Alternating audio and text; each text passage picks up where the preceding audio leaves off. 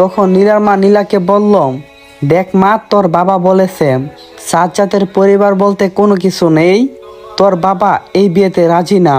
তখন নীলা বলল, মা, ওই দিন না আমি বাবার সাথে কথা বললাম, তখন তো বাবা আমাকে কোনো কিছুই বলে নাই, কিন্তু এখন কেন তিনি এসব কথা বলছে? আর আমি নিলয়কে ভালোবাসি, তাকে ছাড়া আমি কাউকে বিয়ে করব না। নীলার মা বলল, সেটা আমিও বুঝতে পারছি না, কেন তোর বাবা বিয়েতে অমত প্রকাশ করছে। তোকে কোনো কিছু সরাসরি না বলতে পেরে আমাকে বলছে আমি যেন তোকে এই কথাগুলো বলি।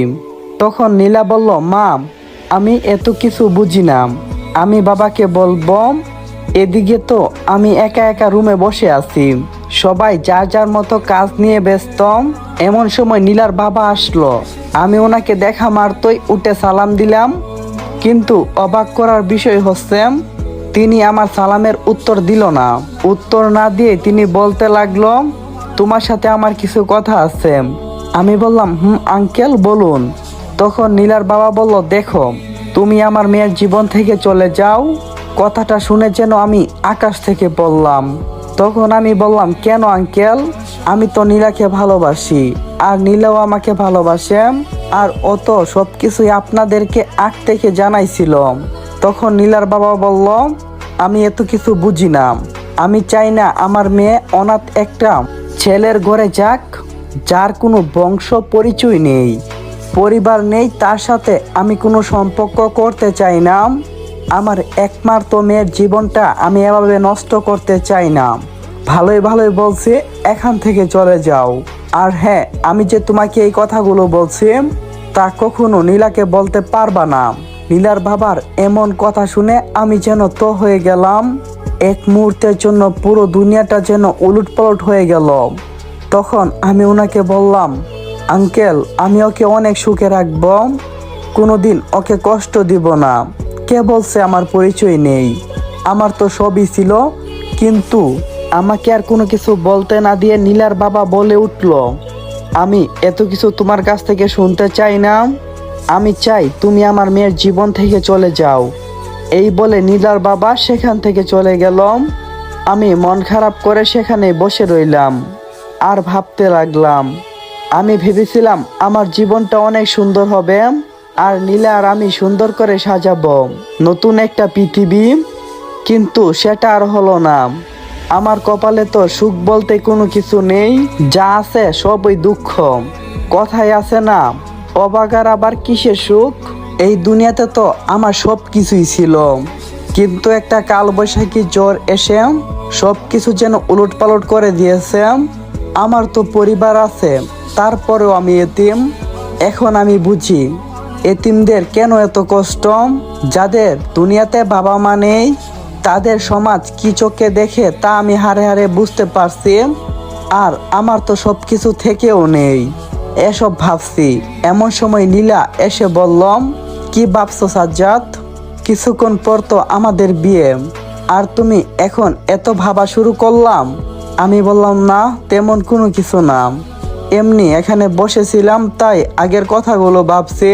তখন নীলা আমাকে বলল, তোমাকে না বলছি তুমি কখনো তোমার অতীত সম্পর্কে ভাববা না? আমি বললাম, হ্যাঁ। আর তুমি বলছিলে না আমি কি নিয়ে ভাবছি? আমি ভাবছি তোমাকে নিয়ে কিভাবে শুরু করব। আমি চাই ও সব কিছুই জানুক, ওর বাবা কি কি বলছে। তখনই নীলা বলে উঠল, চলো আমার সাথে। আমি বললাম, কোথায় যাবে? নীলা বলল, কোনো কথা বলবে না, চুপচাপ আমার সাথে আসো। নীলা আমার হাত ধরে বাসা থেকে বের করলাম। আমি গাড়ির কাছে যেতেই নীলা আমাকে বলল, আজকে আমরা গাড়িতে যাব না, রিক্সা করে যাব। আমি বললাম, ঠিক আছে, তুমি যেটা ভালো মনে করো সেটাই হবে। এই বলে বের হলাম। একটা রিক্সা ডাক দিলাম, রিক্সাতে উঠে পড়লাম। ওইদিকে আমার বাবা মা আমার বিয়ের কথা শুনে আর মাকে উদ্দেশ্য করে বাবা বলতে লাগলো, আমার ছেলের বিয়ে, কিন্তু আমরা সেখানে নেই। মা বলল, সবই কপাল, সেদিন যদি ওর কথাগুলো শুনতাম তাহলে আমাদের ছেলে আমাদের বুকেই থাকতো। তখন বাবা বলে ওঠে, আমি ওকে কিভাবে ফিরিয়ে নিয়ে আসবো সেটাই বুঝে উঠতে পারছি না। সে অনেক অভিমান করছে আমাদের উপরে, তাছাড়া ও কখনো চায় না যে আমরা কেউ ওর সামনে যাই। ঠিক তখনই ভাইয়া এসে বলে, বাবা তুমি চিন্তা করো না, সব যখন আমি করছি সব কিছু আমি ঠিক করে দেব। এদিকে আমি আর নীলা আমাদের সেই চিরচেনা সেই জায়গাটায় আসলাম যেখানে আমাদের প্রথম দেখা হয়েছিল। তারপর আমরা ভিতরে প্রবেশ করলাম, একটা বেঞ্চে গিয়ে বসলাম। বসা মাত্রই নীলা বলে ওঠে, সাজ্জাদ তুমি কি আমাকে সত্যি সত্যি ভালোবাসো? আমি বললাম, হঠাৎ এ কথা কেন বললাম? নীলা বলল, হ্যাঁ বললাম, তার কারণ আছে। তুমি কি আমাকে সত্যি সত্যি ভালোবাসো? আমি বললাম, হ্যাঁ। সেটা তুমি জানো যে আমি তোমাকে ভালোবাসি কিনা? তখন নীলা বলল, আমার মাথা যেন বন বন করে ঘুরছে। নীলার বাবা এটা কি বলল? আমি কি নীলাকে ভুলে থাকতে পারবো?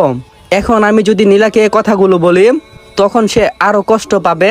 নিজের বুকের ভিতর এত কষ্ট চাপা আছে এমনিতেই, তারপর আবার এসব ভাবছি আর নিজেকে ধিক্কার জানাচ্ছি। তখন নীলা বলল, তুমি এসব সহ্য করতে পারছো কিভাবে? আমি মনে মনে বললাম, নীলা আমার মনের কথা কেমনে বুঝতে পারলো? আমি বললাম, আবার কি সহ্য করছি আমি? নীলা বলল, তুমি কি ভাবছো আমি কোনো কিছুই জানি না? আমি কিছুই শুনি নাই, আমি সব কিছুই শুনছি। বাবা যখন তোমাকে এসব কথা বলছিল তখন আমি দরজার পাশে দাঁড়িয়েছিলাম আর কান পেতে তোমাদের সব কথাই শুনছি।